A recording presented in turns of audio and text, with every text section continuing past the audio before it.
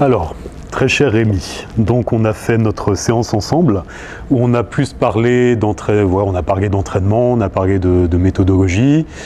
Cette fois-ci, on va plus parler de choses de la vie, on va plus parler progression, mais au sens large. Donc déjà, pour commencer, qui es-tu ? Alors, je m'appelle Rémi, je suis anciennement membre de la Team NFC, donc peut-être que pour certains vous me connaissez. Je suis passionné de body, ça fait 10 ans maintenant que je le pratique. Et voilà, dans les grandes lignes, je suis quelqu'un de très ambitieux, de très investi dans ce sport. Et je serai prêt à tout dans une certaine limite pour atteindre mes objectifs. Alors c'est très bien que tu abordes tout de suite le sujet de l'ambition, comme ça on va rentrer tout de suite dans les thématiques qui m'intéressent. Donc alors d'où te vient cette ambition ? L'ambition, alors elle n'est pas venue dès le début forcément, puisque quand j'ai commencé, j'étais assez maigre, je voulais prendre un peu de poids, donc j'étais pas du tout dans l'optique que je suis actuellement. Mais avec le temps, avec les rencontres, avec les événements de la vie, avec tout ça, ça a forgé mon esprit, ça a forgé mon caractère, ça m'a permis d'avoir une certaine vision de la vie et de tout ce qui va avec.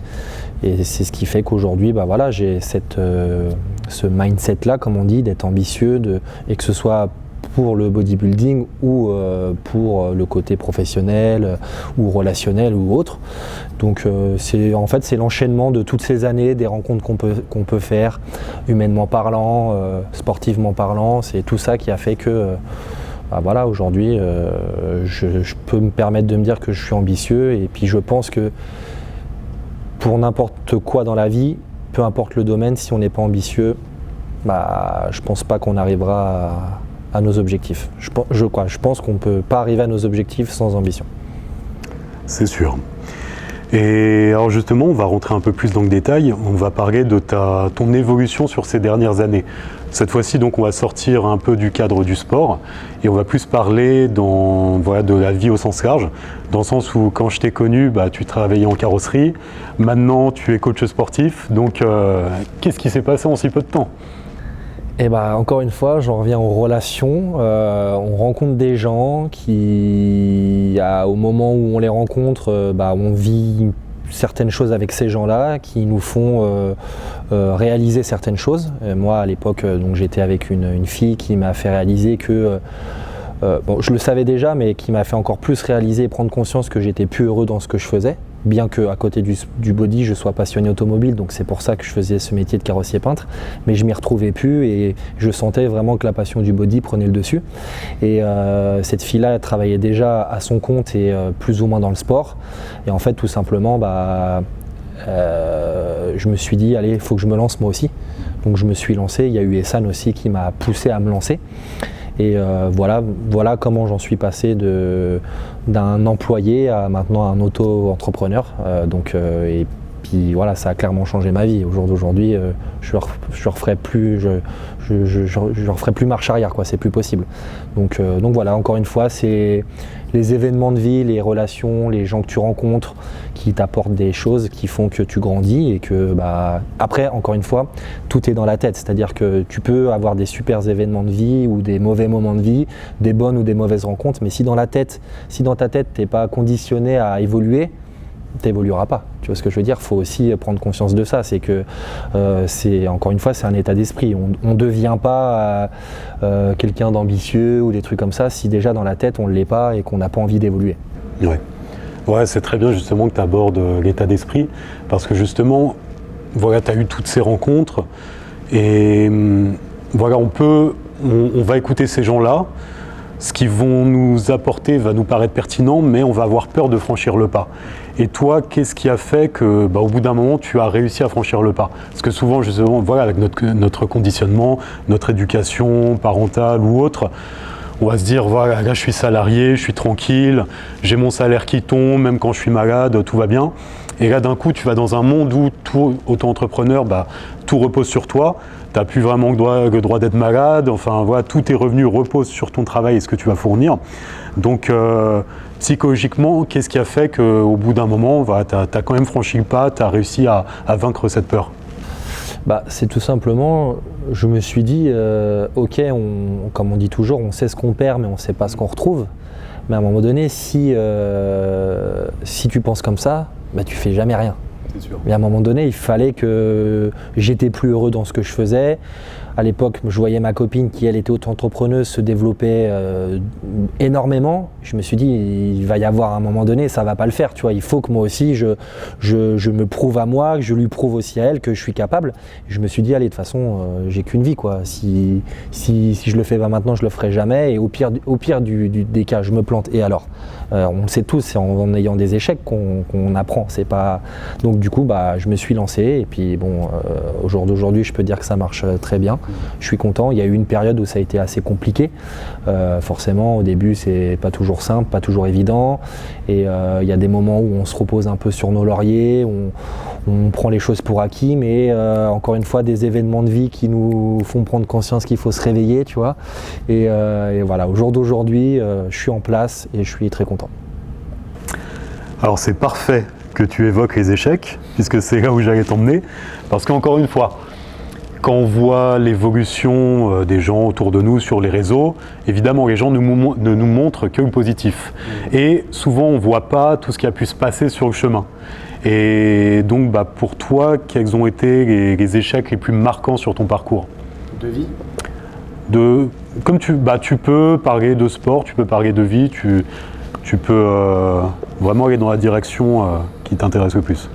Déjà dans les compétitions, je vais parler des compétitions, le fait de ne pas faire la place que tu veux, alors à proprement parler, c'est pas un échec, puisque mais bon, moi je le vois comme un échec parce que c'est pas ce que je m'étais fixé. Déjà ça te fait te remettre en question. Tiens, pourquoi j'ai pas eu la place que je méritais, ou du moins que je pensais faire, parce qu'il faut que je m'améliore sur ça. Donc au niveau déjà sportivement parlant, le fait de se prendre une claque aux compétitions, de voir que le niveau il est élevé et que voilà, faut y aller.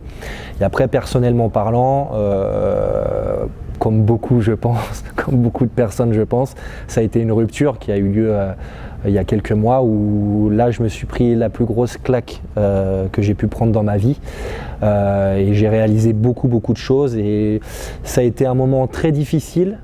Mais aujourd'hui, je me dis que ça a été le meilleur moment de ma vie parce que c'est vraiment l'élément déclencheur qui fait qu'aujourd'hui, ça y est, je sais ce que je veux, je sais où je dois aller, je sais ce que je dois plus refaire. Et en fait, c'est hyper important dans la vie de passer par des moments qui sont inconfortables, qui sont pas évidents à vivre.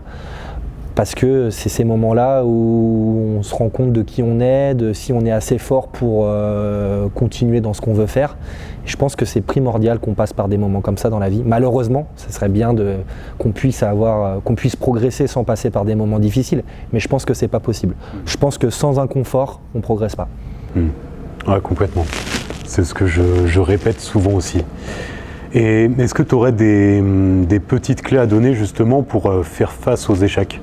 Psychologiquement, qu'est-ce que tu pourrais conseiller ? Alors, c'est difficile à dire, c'est difficile à faire, mais plus facile à dire. Il faut rester tout le temps positif. Alors, moi je dis une phrase qui est, pour moi, elle est vraie et qui s'est vérifiée pour moi au fur et à mesure des années et même avec des gens avec qui je discute. Il y a toujours une part de positif dans du négatif, même dans les pires choses qui peuvent nous arriver. Mais vraiment les pires choses, il faut toujours se dire, si ça arrive déjà, c'est qu'il n'y a pas de hasard, c'est que ça devait arriver. Et sachez une chose, c'est que toutes les choses arrivent au bon moment, que ce soit les mauvaises ou les bonnes, c'est toujours au bon moment de notre vie. C'est là où on en a le plus besoin. Après, encore une fois, c'est à nous psychologiquement de prendre conscience de ça et de réagir de façon à faire ce qu'il faut faire en fonction de la situation. Mais franchement, le positif, parce que quand on est négatif pour la moindre chose, j'ai des gens qui sont négatifs à la moindre occasion. Et en fait, comment tu veux te développer, comment tu veux réussir des choses dans la vie si tu es tout le temps négatif. Et encore une fois, je trouve que les moments les plus prenants de notre vie et les plus excitants au final, c'est quand on se prend des tartes dans la gueule, quoi. Voilà, ça nous secoue, ça nous réveille et c'est à nous de nous dire putain, vas-y, réveille-toi, quoi. Faut y aller, faut bouger, faut s'améliorer. Donc voilà, je pense vraiment la clé de tout ça, de faire face à l'échec, de faire face aux choses difficiles, c'est de rester positif quoi qu'il arrive, de toujours se dire pourquoi c'est arrivé. Ça sert à rien de ressasser les choses et de se demander j'aurais pu faire ça, c'est passé. Maintenant il faut réfléchir à comment je sors de ça pour en sortir plus grand, meilleur, en ayant appris des choses, etc.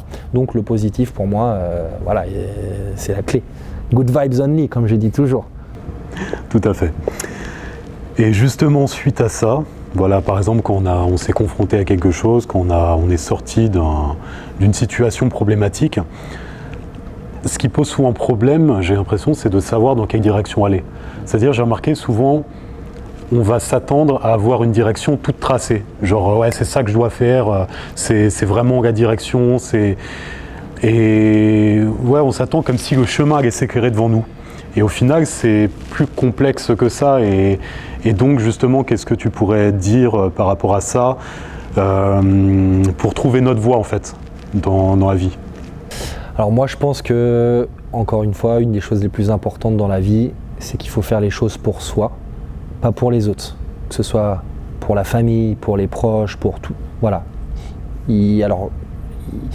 Quand on a envie de faire quelque chose, si c'est vraiment quelque chose qui nous plaît, qu'on a au plus profond du cœur, et même si ça plaît à personne autour de nous, il faut le faire. Je préfère faire quelque chose qui m'écarte de tout mon entourage, mais qui moi me rend heureux, plutôt que de faire quelque chose dont je ne vais pas être heureux toute ma vie, mais qui va faire que tout mon entourage soit fier de moi. Ou voilà. Donc pour faire face à tout ça, encore une fois, je pense qu'il faut se conditionner à savoir vraiment ce qu'on veut dans la vie, qu'est-ce qui nous rend heureux. Faut savoir faire des pour et des contre. Et ouais, voilà, tout simplement. L'attitude à avoir pour réaliser ses objectifs. Parce que, attends, je vais peut-être l'étayer un peu plus. Non, vas-y. Ouais. Bah, le mindset, ouais.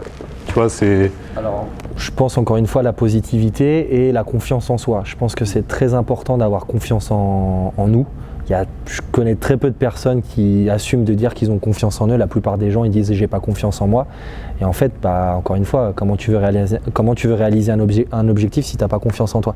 C'est pas une honte de dire que tu as confiance en toi, c'est pas être prétentieux de dire que tu as confiance en toi. Au contraire, c'est bien, je trouve qu'au jour d'aujourd'hui, dans la société actuelle, de dire que tu as confiance en toi, c'est très bien, tu vois.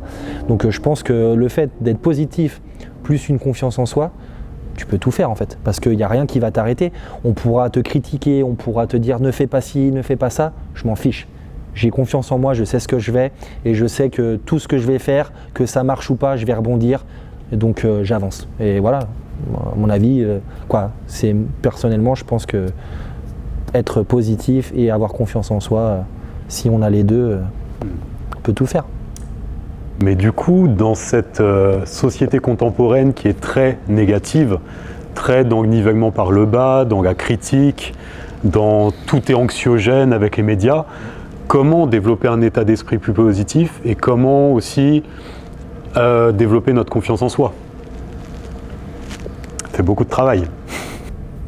Prendre du recul sur les choses, parce que par exemple pour en revenir pour parler des réseaux sociaux, les gens vont pas avoir confiance en eux parce que tu ouvres Instagram, tu as des mecs compétiteurs partout, des meufs avec des gros culs partout, donc tu te dis les filles vont se dire waouh, les meufs elles sont trop bien, les mecs vont dire sauf que ça c'est pas vraiment la réalité, ou du moins c'est 0,1% du monde.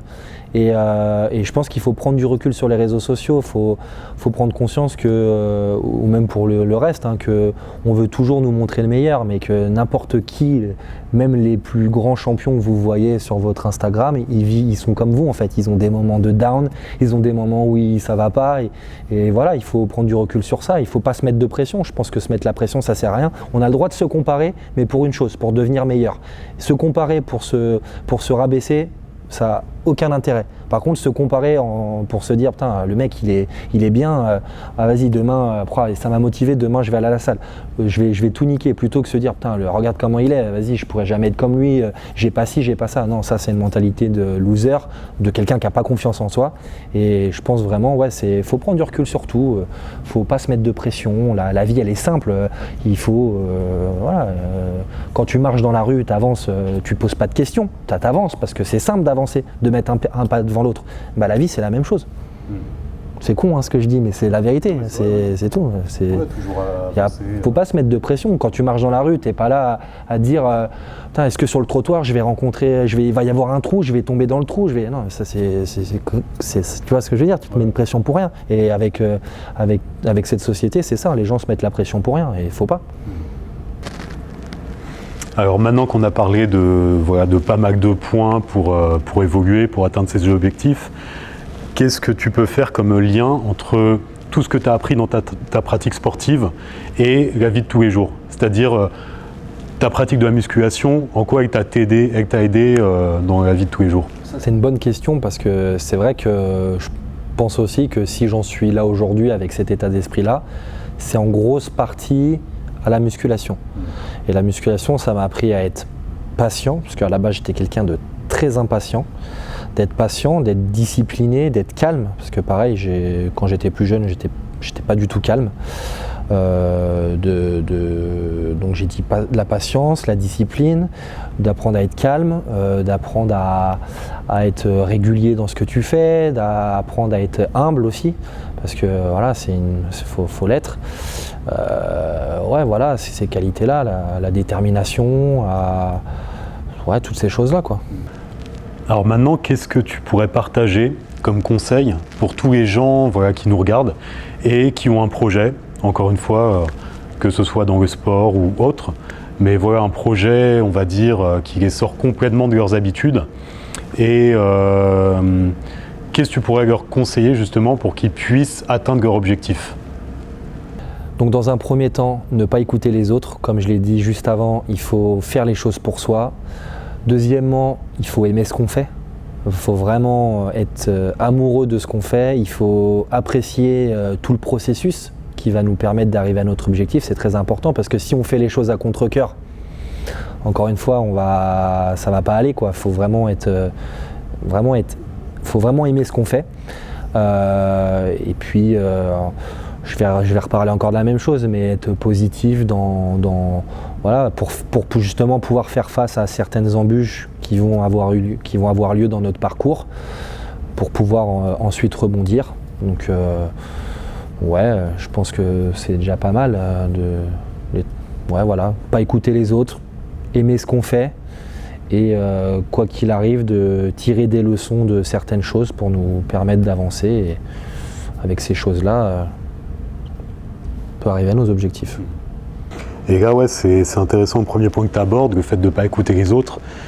Ça, c'est vraiment justement l'environnement. J'ai l'impression que c'est une des clés aussi pour réussir à atteindre nos objectifs, dans le sens où il y a notre environnement familial, notre environnement amical, au travail. Et c'est pas forcément d'une manière... c'est pas voulu d'une manière négative, mais souvent ils vont un peu nous attirer vers le bas parce qu'ils reproduisent sur nous leur propre peur. Donc, j'ai discuté de ça avec une personne hier. En fait, pour en revenir par exemple à nos parents, quand ils nous disent non, fais pas ça, en fait, c'est pas pour nous empêcher, ils nous veulent pas du mal, c'est qu'ils ont peur pour nous. À la base, c'est bienveillant. Ils se disent juste, en fait, nos parents, ce qu'il faut savoir, c'est qu'ils ont un idéal de vie qui est à peu près tout tracé. En fait, ils aimeraient en fait, ils veulent ce que eux ils auraient aimé avoir, tu vois. Donc forcément, si t'as pas fait d'études et que ta mère elle te dit je veux que tu fasses des études, quand tu fais pas d'études, elle va se dire comment il va faire mon fils, ou quelque chose comme ça, tu vois. Alors qu'au final, au jour d'aujourd'hui, on sait que ça veut plus forcément dire grand chose. Peut-être qu'à l'époque, je dis pas que c'est pas important tout ça, mais je veux dire, voilà, les gens en fait, comme tu dis, ils font pas ça pour nous dans le but d'être négatif. Ils font ça, je pense, avant tout pour nous protéger, parce que justement, ils ont une vision de la vie qui est la leur, sauf qu'on n'est pas tous pareils, on n'est pas tous égaux là-dessus, on n'a pas tous la même sensibilité à certaines choses. Donc voilà. Et puis moi, je préfère qu'on me dise ne fais pas ça, tu y arriveras pas, plutôt qu'on me dise tu vas y arriver. Je préfère en fait, moi, je trouve que je vais appeler ça des compliments, les compliments négatifs, c'est ce qui me donne plus l'envie de me dire bah attends, tu vas voir, je vais le faire, tu vois. Quand on me dit ouais c'est super, tu fais les compliments comme ça, c'est bien, c'est ce que ça nous a toujours dit dans la team, c'est que il faut les prendre, faut les écouter et faut les rejeter. Ça sert à rien de se monter le bourrichon avec des compliments comme ça. Par contre, on va dire les critiques, je vais appeler ça les compliments, mais on va dire plutôt les critiques. Ouais, tu y arriveras pas, t'es pas assez bien pour ça, bah justement, servez-vous de ça pour vous dire, mais attends, tu vas voir, je vais te montrer que je vais y arriver. Et généralement, quand tu absorbes ça, en fait, il faut prendre les ondes négatives, il faut les transformer encore une fois en positif. Et je pense que quand tu fais ça, mais putain, il n'y a rien qui peut t'arrêter, quoi. Ouais, donc ouais, les gens, mais je pense qu'avant tout notre entourage, parce que là je me suis égaré, je parlais un peu des gens, des gens qui critiquent, mais notre entourage, la plupart du temps, quand ils veulent pas ou qui se disent ouais mais pourquoi tu fais ci, pourquoi tu fais ça, je pense que c'est parce que voilà, ils ont peur et eux c'est pas leur c'est quelque chose qu'ils n'ont pas l'habitude de voir. Tu vois, par exemple, si t'as toute une bande d'amis qui est employée et que toi tu dis t'es employé aussi comme eux, puis tu te dis bah je vais me lancer en autre entreprise, tu peux être sûr que la plupart ils vont dire mais vas-y fais pas ça, tu vois, tu vas te planter. Bah parce que eux ils le feraient pas en fait, eux ils ont peur, tu vois. Donc voilà, c'est comme ça. Encore une fois, c'est l'état d'esprit des gens, c'est la mentalité. Mais et encore une fois, c'est pas malveillant, c'est juste ils se disent bon bref voilà. Donc maintenant, ce qui nous intéresse, c'est quels sont tes projets. Tes projets maintenant dans le futur, c'est quoi vraiment tes objectifs sportifs et autres. Voilà, tu parlais d'ambition en début d'entretien, donc vas-y déballe. Alors pour 2023, j'ai 2 gros objectifs. Le premier, c'est professionnellement parlant, donc c'est de développer plus mon business tout en restant qualitatif. Et le deuxième, donc c'est sportivement, c'est d'avoir la carte pro pour cette année. J'ai jamais autant été déterminé de toute ma vie. C'est-à-dire que j'ai fait 3 prépas dans ma vie, mais cette année, dû aux événements qui s'est passé pour moi, dont on a parlé juste avant, ça m'a mis une claque qui m'a fait prendre conscience de certaines choses. Et cette année, voilà, je veux tout donner, aussi bien professionnellement parlant, aussi bien professionnellement parlant que sportivement parlant. Et je compte vraiment, quoi qu'il arrive, atteindre ces objectifs-là. Donc, dans mon business, en termes de clients, parce qu'il faut se fixer des chiffres, c'est plus parlant. Donc en termes d'un nombre de clients que j'aimerais atteindre, et donc sportivement parlant, la carte pro. Voilà. Je pense que c'est déjà pas mal. Et c'est des objectifs qui me prennent tout mon temps en fait. Entre le boulot et la prépa, ma journée elle tourne qu'autour de ça, j'ai le temps de rien faire d'autre. Surtout en ce moment en fait où je me consacre vraiment qu'à ça. Donc c'est boulot, sport, boulot, sport, boulot, sport et voilà. Bah justement, ça me fait rebondir. Là, on est en plein dans le prix à payer. Parce que où est la part de loisir là-dedans? Parce que bien souvent, voilà, encore une fois, on veut le corps, on veut le business qui marche, mais on veut continuer à, voilà, enfin, en fonction des loisirs que les gens apprécient, on veut continuer à avoir autant de loisirs qu'avant. Mais j'imagine que là-dessus, tu es obligé un peu de lever le pied. Alors, déjà, ce que je fais au quotidien, c'est un loisir. C'est-à-dire que j'aime faire c'est ce que je disais tout à l'heure, j'aime ce que je fais. C'est-à-dire j'aime me lever très tôt le matin pour aller marcher avec mon chien parce que j'ai un nombre de pas à faire dans la journée. J'aime manger mes repas, j'aime aller m'entraîner, j'aime répondre à mes clients sur WhatsApp, j'aime les aider à psychologiquement à se sortir d'une situation compliquée. Voilà. Donc c'est pas un loisir, mais j'aime ce que je fais. Et après, y a un temps pour tout. Là, c'est une année pour moi qui va être décisive aussi bien dans le business que dans le sport. Donc, bah voilà, il faut savoir se dire que on peut pas tout avoir, qu'il faut faire des compromis. Donc cette année, je compte pas. Si je peux, je vais le faire. Je vais me faire permettre quelques loisirs, mais je compte vraiment me focus à fond là-dessus. Et puis, quand tout ça aura bien marché, bah, je me ferai plaisir, quoi. Chaque chose en son temps. Bon, bah, en tout cas, je te souhaite toutes les réussites possibles pour ces objectifs. Merci. Et de toute façon, merci. De toute façon, je ne doute pas une seconde que tu les atteindras vu ton état d'esprit. Et puis, merci. Merci pour la séance tout à l'heure. Merci pour cette interview. Merci à toi, c'était cool. À très bientôt. Plaisir de parler de tout ça. De même. À bientôt. À bientôt.